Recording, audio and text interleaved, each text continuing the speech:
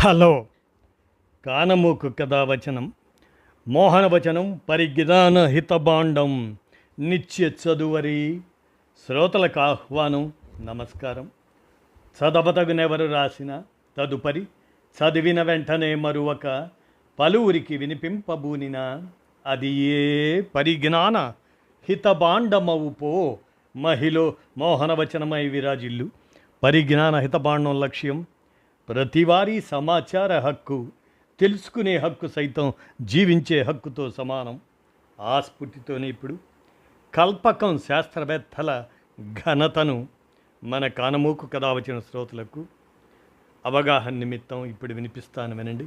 కల్పకం శాస్త్రవేత్తల ఘనత ఇక వినండి. ప్రపంచమంతా వెనక్కి తిరిగి చూసేలా చేసిన మన కల్పకం ప్రతి భారతీయుడు, ప్రతి తెలుగువాడు గర్వంగా తల ఎత్తుకోవాల్సిన చారిత్రక క్షణం అది. మనం సాధారణంగా సినిమా నటుల సినిమా రిలీజులను లేదా క్రికెట్ ఆటగాళ్ల రికార్డులను మాత్రమే సోషల్ మీడియాలో సెలబ్రేట్ చేస్తాం.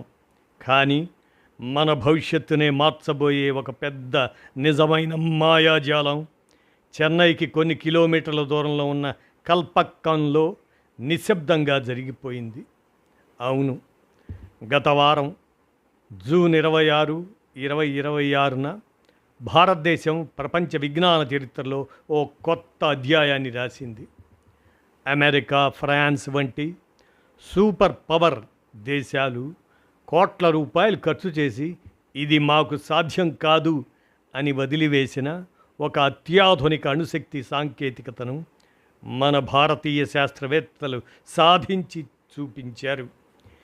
ఈ విజయం కేవలం యంత్రాల విజయం కాదు, ఇది భారతదేశ గర్వం, మన శాస్త్రవేత్తల దశాబ్దాల తపస్సు. దీని గురించి ప్రతి సామాన్యుడు తెలుసుకోవాలి. ఎందుకో తెలుసా? ఇది మన పిల్లల భవిష్యత్తు భద్రతకు హామీ. రండి, కల్పక్కంలో ఏమి సాధించారో విందాం. తరగనంత అక్షయ పాత్ర FBR prototype fast breeder reactor గత ఏప్రిల్ 6, 2026న కల్పక్కంలోని పిఎఫ్బిఆర్ అణు రియాక్టర్ తన మొదటి క్రిటికాలిటీ అంతరాయం లేని గొలుసు అణు రియాక్షన్ ఆ స్థాయిని చేరుకొని విజయం సాధించింది. ఇది ప్రపంచ స్థాయిలో ఒక గొప్ప విజయం. ఇది ఎందుకు అంత ప్రత్యేకమైందన్నది అని అంటే, సాధారణ అణు రియాక్టర్లను ఒక కట్టెల పొయ్యిగా ఊహించుకోండి. దానిలో 1 కిలో కట్టెలు వేస్తే అవి కాలిపోయి వేడినిచ్చి బూడిదగా మారిపోతాయి. కానీ కల్పక్కంలో మన శాస్త్రవేత్తలు తయారు చేసిన ఈ ఫాస్ట్ బ్రీడర్ రియాక్టర్ అనేది ఒక అక్షయ పాత్ర పొయ్యి. ఇందులో మీరు 1 కిలో ఇంధనం వేస్తే అది మీకు అవసరమైన విద్యుత్తును ఇవ్వడమే కాకుండా అదనంగా 1.2 కిలోల కొత్త ఇంధనాన్ని కూడా మీకు తయారు చేసి ఇస్తుంది. అంటే తాను వాడే ఇంధనం కంటే ఎక్కువ ఇంధనాన్ని ఇది ఉత్పత్తి చేస్తుంది. వినడానికి మాయాజాలంలా ఉందా? కానీ ఇదే నిజం. మన నేల సంపద మన చేతిలో, థోరియం కళ. భారతదేశంలో యురేనియం చాలా తక్కువ, మనం విదేశాలపైనే ఆధారపడాలి. కానీ కేరళ మరియు తమిళనాడు సముద్ర తీర ఇసుకలో థోరియం అనే ఖనిజం పుష్కలంగా ఉంది. ప్రపంచంలోనే అత్యధిక థోరియం నిల్వలు ఉన్న దేశం భారతదేశమే. డాక్టర్ హోమీ బాబా మరియు అబ్దుల్ కలాం వారు కన్న కల ఇదే. మన సొంత నేలలో ఉన్న థోరియంను ఉపయోగించి విద్యుత్ తయారు చేయాలి. కల్పక్కం ఈ విజయం ఆ మహాకలకు తలుపులు తెరిచింది. ఇక విద్యుత్ కోసం మనం ఏ విదేశానికి చేయి చాచాల్సిన అవసరం లేదు. రాబోయే 300 సంవత్సరాలకు భారతదేశానికి కావలసిన విద్యుత్తును మనమే తయారు చేసుకోవచ్చు.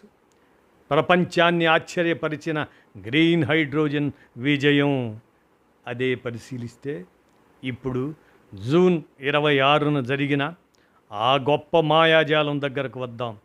కల్పక్కంలో ప్రపంచంలోనే మొట్టమొదటి అణుశక్తి సహాయంతో పనిచేసే హైడ్రోజన్ ఉత్పత్తి కేంద్రం ప్రారంభించబడింది. హైడ్రోజన్ ఎందుకు ముఖ్యం అంటే భవిష్యత్ ఇంధనం హైడ్రోజన్. పెట్రోలు, డీజిలు, బొగ్గును కాల్చితే నల్లని పొగ వస్తుంది, పర్యావరణం నాశనమవుతుంది.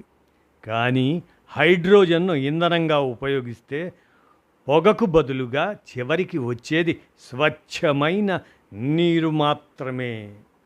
కానీ ఇందులో ఒక పెద్ద సమస్య ఉంది.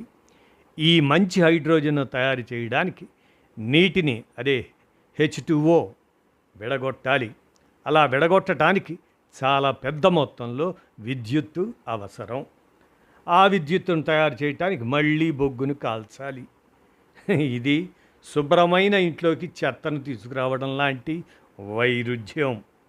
మన శాస్త్రవేత్తల అసాధారణ పరిష్కారం ఏమిటంటే కల్పక్కం IGCAR శాస్త్రవేత్తలు ఒక అద్భుతమైన మార్గాన్ని కనుగొన్నారు. అణు రియాక్టర్లో విద్యుత్ తయారు చేసేటప్పుడు వెలువడే అపారమైన వేడిని వృధా చేయకుండా నేరుగా ఉపయోగించి కాపర్ క్లోరిన్ సైకిల్ పద్ధతిలో నీటిని వేడి చేసి విడగొట్టి హైడ్రోజన్ను తయారు చేశారు. అంటే ఎటువంటి కాలుష్యం లేకుండా, వాతావరణంలో ఒక్క కార్బన్ కణాన్ని కూడా విడుదల చేయకుండా ప్రపంచంలోనే అత్యంత స్వచ్ఛమైన హైడ్రోజన్ను అణుశక్తి ద్వారా తయారు చేసి భారతదేశం ప్రపంచానికే దారి చూపింది. మంటతో ఆడిన నిశ్శబ్ద నాయకులు మనవారు. ఈ విజయాలు ఒక్క రాత్రిలో జరగలేదు. సాధారణ అణు రియాక్టర్లలో వేడిని తగ్గించడానికి నీటిని ఉపయోగిస్తారు. కానీ ఈ ఫాస్ట్ బ్రీడర్ అణు రియాక్టర్లో వేడిని తగ్గించడానికి ద్రవ సోడియం, అదే లిక్విడ్ సోడియం అనే లోహాన్ని ఉపయోగించాలి. సోడియం ఎంత ప్రమాదకరమైనదో తెలుసా? అది గాలితో కలిస్తే మంటలు వస్తాయి, నీటితో కలిస్తే పేలిపోతుంది. ఇంతటి ప్రమాదకరమైన ద్రవలోహాన్ని నిర్వహించడం అనేది కనుమరుగు విద్య కంటే కష్టం. చాలా విదేశాలు ఈ ప్రమాదానికి భయపడి తమ పరిశోధనను మూసివేశాయి. కానీ మన భారతీయ శాస్త్రవేత్తలు గత కొన్ని దశాబ్దాలుగా రేయింబవళ్ళు ఆలోచించి సురక్షితమైన సాంకేతికతలను స్వదేశంలోనే అభివృద్ధి చేసి ఈ ద్రవ సోడియంను ఒక పిల్లవాడిలా నిర్వహించి విజయం సాధించారు.